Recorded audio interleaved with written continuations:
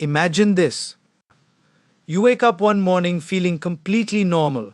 You have plans for the day. You have work to finish. You have people to meet. You have dreams you are chasing.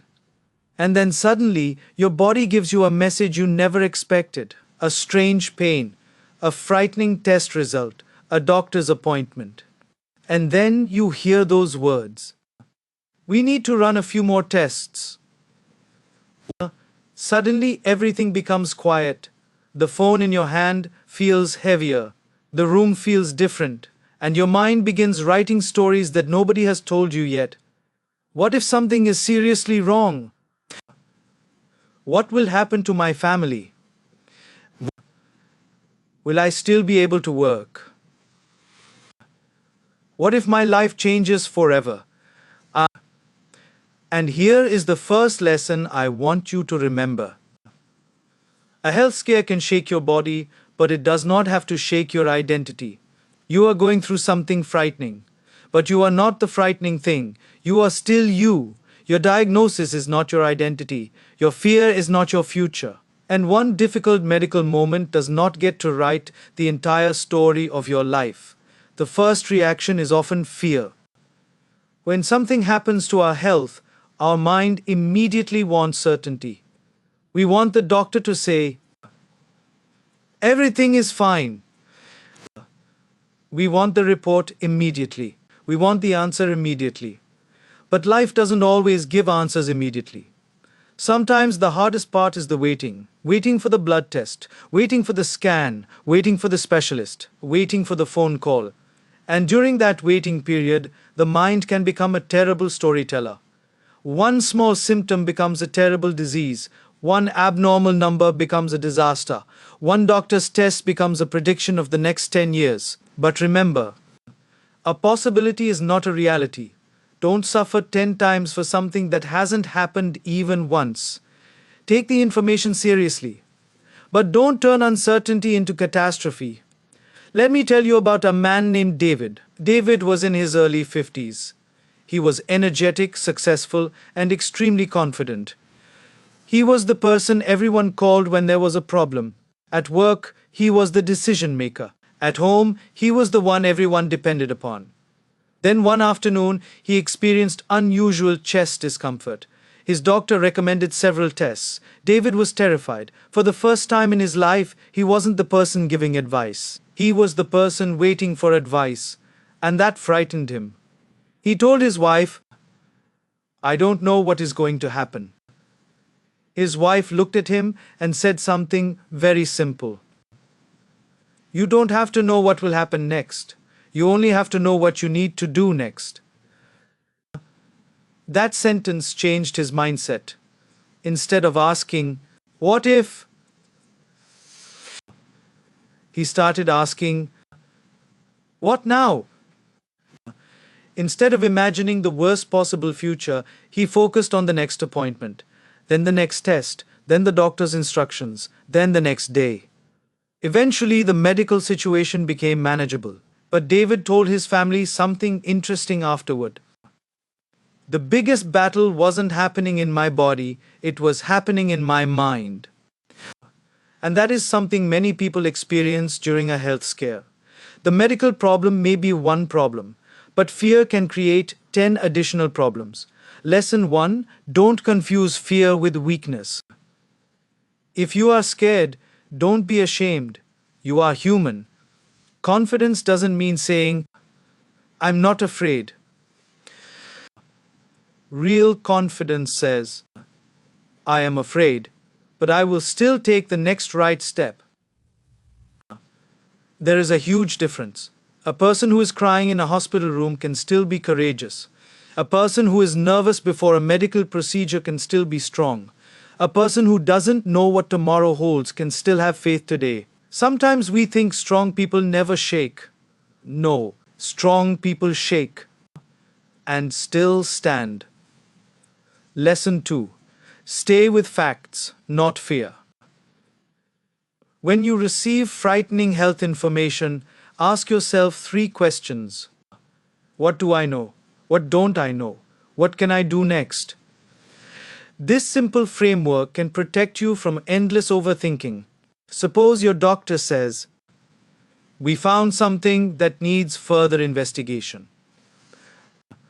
The mind may immediately hear, "I have something terrible."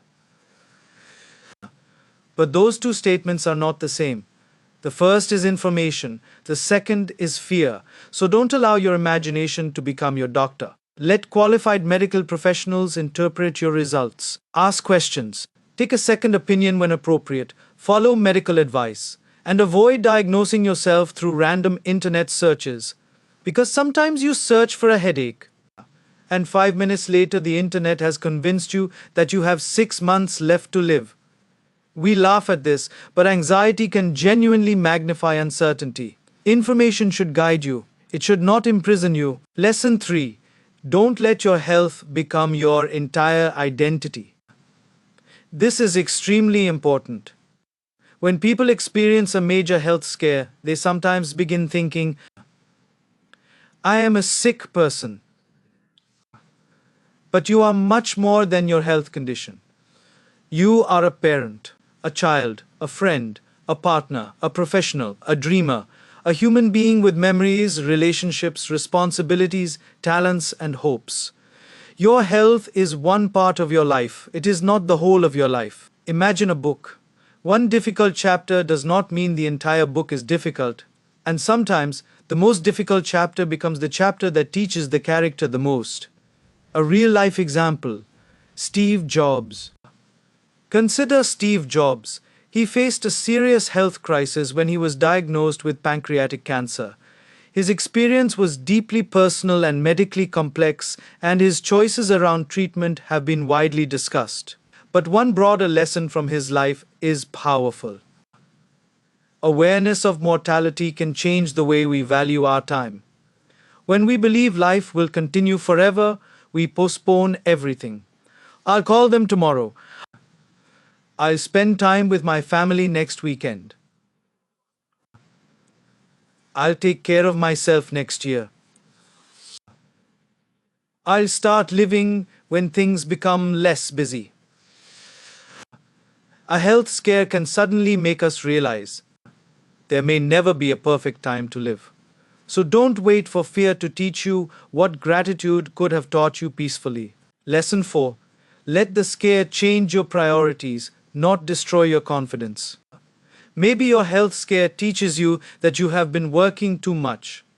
Maybe it reminds you that your family deserves more of your time. Maybe it shows you that sleep isn't a luxury. Maybe it teaches you to appreciate ordinary mornings. Maybe you start taking your health seriously. That is not weakness, that is wisdom. Sometimes life doesn't send us a comfortable reminder. Sometimes it sends us a wake up call. And a wake up call is painful, but it can also be valuable. Think about a car. Imagine you are driving your car every day. You keep driving, you keep driving, you keep driving. And one day a warning light appears on the dashboard. Would you smash the dashboard because you don't like the warning? Of course not. You would stop. You would check the problem. You would take the car to a mechanic. You would repair what needs repairing. Your body has warning signals too: pain, fatigue, changes in appetite, changes in sleep, unusual symptoms. Sometimes these things are harmless. Sometimes they need attention. The mature response isn't panic, and it isn't denial. The mature response is attention. Lesson 5. Don't fight the entire future today. Suppose the doctor tells you that you need treatment for several months. Don't live those 6 months today. Live today. If you have an appointment tomorrow, prepare for tomorrow. If you have medicine today, take it as prescribed. If you need rest today, rest. If you need support, ask for it. If you need to cry, cry. But don't mentally live through every possible difficulty before it arrives. Because your mind has a strange habit. It can make you experience tomorrow's pain today. And then when tomorrow arrives, you discover that reality wasn't as terrible as your imagination. Imagine someone standing at the bottom of a mountain. They look upward. The mountain is enormous. They say, "How will I ever reach the top?" But the mountain doesn't ask them to climb the entire mountain in one step. It asks for one step, then another, then another. Health recovery can be like that. You don't have to solve your entire future today. You need to take today's step, one appointment, one conversation, one healthy meal, one prescribed treatment, one night of proper rest, one moment of courage, and then tomorrow, another step. Lesson 6. Don't isolate yourself. A health scare can make you withdraw. You don't want to worry people. You don't want to appear weak. You don't want sympathy. But remember, asking for support is not the same as surrendering your strength. Sometimes strength looks like saying, I need you. Call someone you trust. Tell them what you're feeling. Let your family support you. Talk to your doctor. Talk to a counselor or mental health professional if anxiety becomes overwhelming. We often imagine that strong people carry everything alone. But even bridges have support structures. Why should human beings be different? The most important conversation. During a health scare, there are two voices inside you.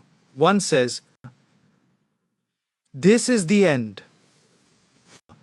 The other says, this is difficult, but let's take the next step. Which voice becomes stronger? The one you feed. If you continuously feed fear with catastrophic thoughts, fear grows. If you feed your mind with facts, support, gratitude, and constructive action, resilience grows. You don't control every thought that enters your mind, but you can decide which thoughts get a permanent chair in your living room. Confidence doesn't mean certainty. This is perhaps the greatest lesson. We often think confidence comes from knowing that everything will be okay, but nobody has that guarantee. Real confidence comes from knowing whatever happens, I will face it one step at a time. That's a much deeper form of confidence. Because now your confidence doesn't depend on perfect circumstances. It depends on your ability to respond. You don't need to know exactly what tomorrow brings. You need to trust that you can meet tomorrow when it arrives. A simple practice. The next time fear rises, take a moment, put your hand on your heart, take a slow breath, and say, I don't have all the answers today. Then say, but I have this moment. Then, I will focus on what I can control. And finally, I will take the next right step. That's enough. You don't need heroic confidence. You need practical courage. One day, you may look back at the moment that frightened you the most and realize that it taught you something beautiful. It taught you not to take ordinary mornings for granted. It taught you that health is wealth. It taught you who genuinely stands beside you. It taught you to slow down. It taught you that your body deserves care. And perhaps most importantly, it taught you that confidence isn't the absence of fear. Confidence is the decision to keep moving while fear is still present. So if you are going through your first major health scare right now, please remember, don't borrow tomorrow's fear. Don't turn uncertainty into a prediction. Don't make your diagnosis your identity. Don't be afraid to ask for help. Listen to qualified medical professionals. Take the next right step. And give yourself permission to be human.